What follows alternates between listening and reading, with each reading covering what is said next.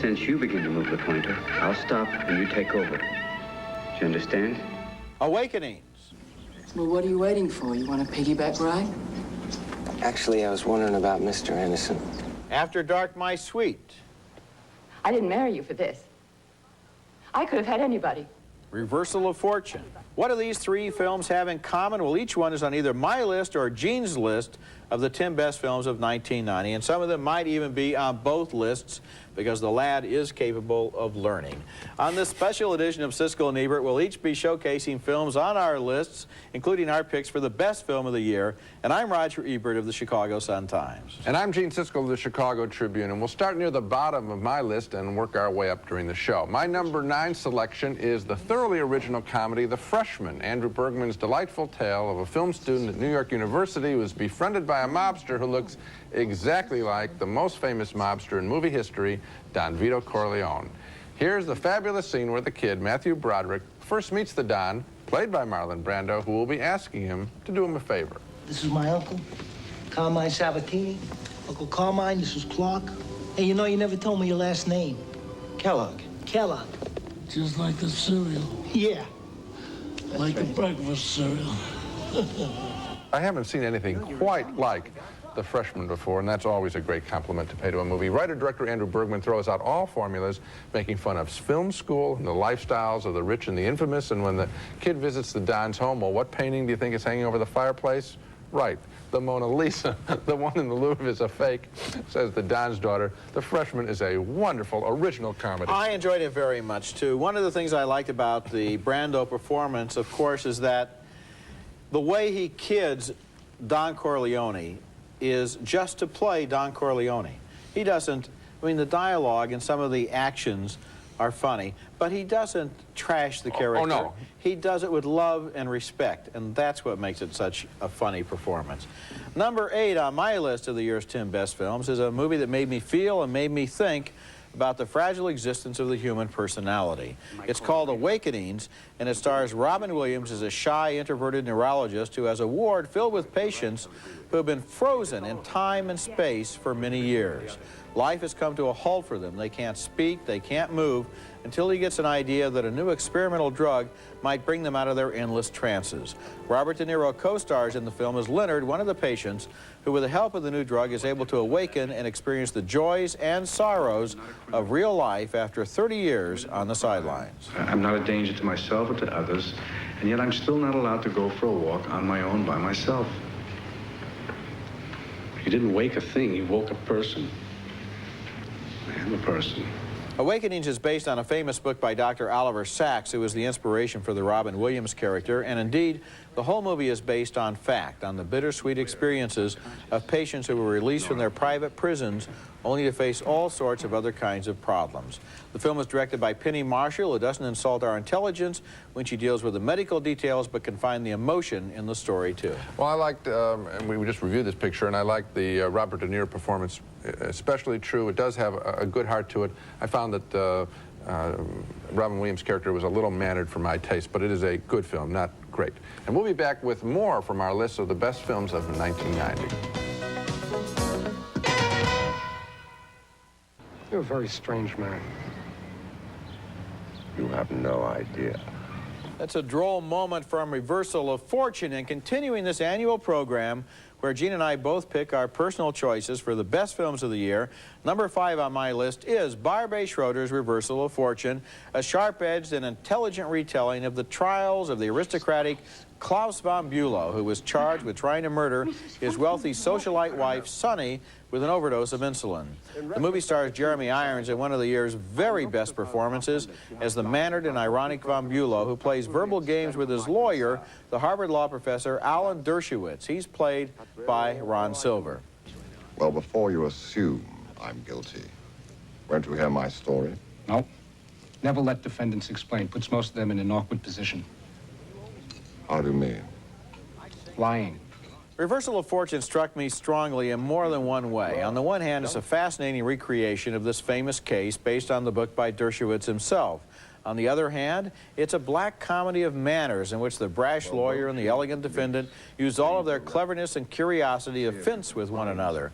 And neither one is really quite sure that he can really level with that other guy. Another layer of irony is added by having the character of Sonny Von Bülow, played by Glenn Close, narrate the movie herself. Well, this is number 8 on my list. I think it's a very strong film, and it is a whole lot more complex than you would think. Rather than a straight procedural on getting this guy off, it is a real study of two very different classes, that the world of the great palaces of Von Bülow and the funky, hippie-esque house where all the law students gather with their guru, Alan Dershowitz. And I love those two worlds. It took a European director to come and look at those two worlds, and I think it's a great job. You know, I think that Schrader, it was a masterstroke for he and Nicholas Kazana wrote the screenplay to have it narrated by Sonny.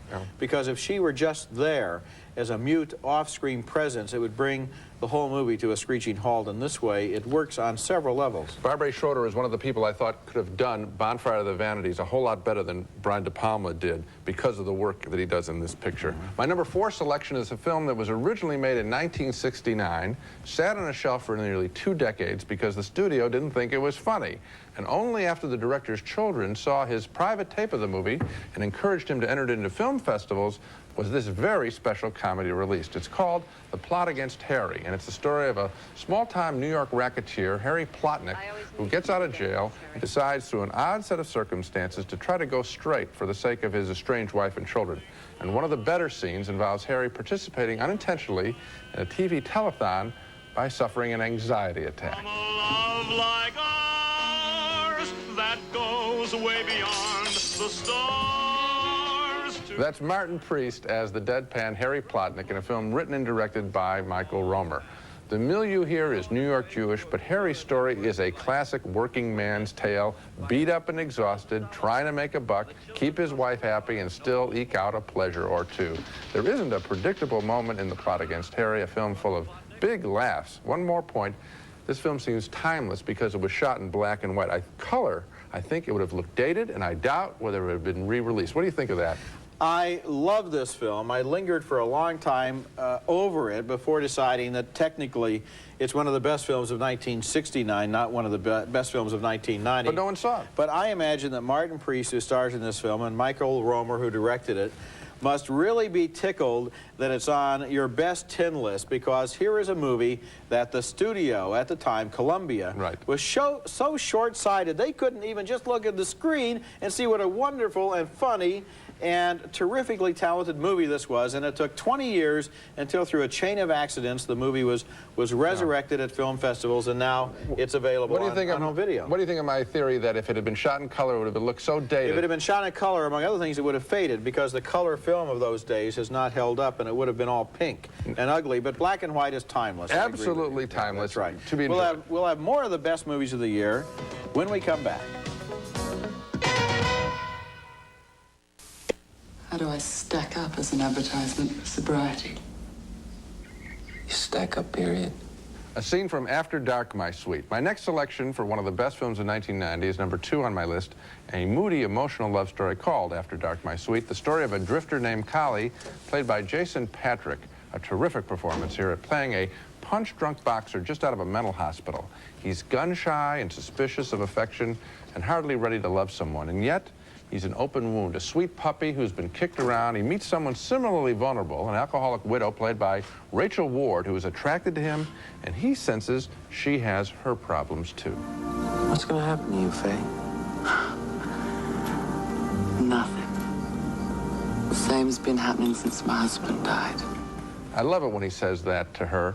What's going to happen to you, Faye? It's such a caring, natural line of dialogue. It reminds me how rare it is to see such an elegant moment spoken in films. And this whole movie strikes that tone, all with a wild storyline that involves them in a kidnapping in a totally unpredictable conclusion that is as romantic as anything in Ghost or Pretty Woman. These are hard characters created by gritty novelist Jim Thompson, and I doubt whether I shall ever forget the love story of Collie and Fay. Well, it's a very, very interesting movie. Oddly enough, on my top 10 list is another movie based on a novel by Jim Thompson, and that's The Grifters, and I doubt if I will ever forget the love story in that movie either. And that's the one I happen to pick instead of After Dark, My Sweet. But this whole area of film noir, of gritty people in shifty situations with lots of shadows and dramatic developments and secrets from out of the past, is something that I'm a sucker for anywhere I can find it. And I want to tell you why I think you're a sucker and I am too, and why, and it has to do with why, and there are a lot of crime films or people who are criminals in my list this year.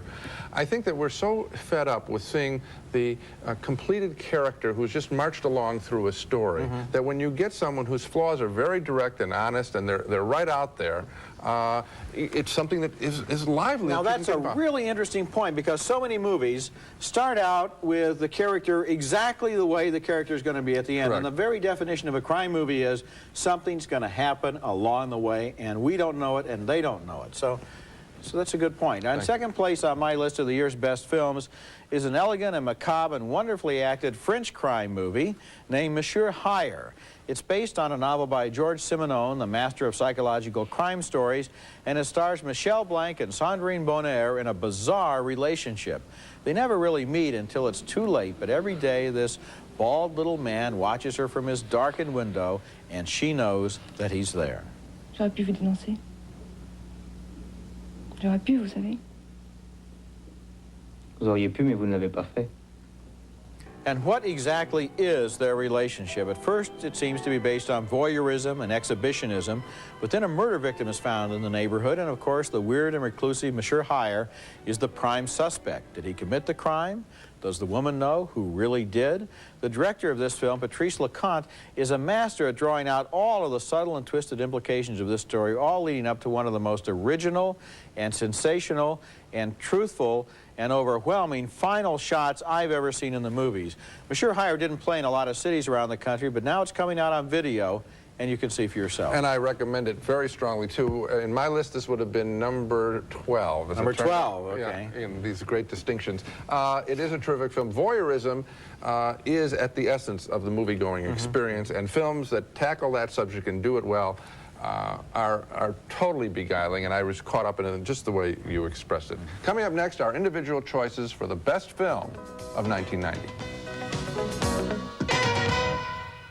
Best film of the year. And for me, really, in 1990, there was only one possible choice.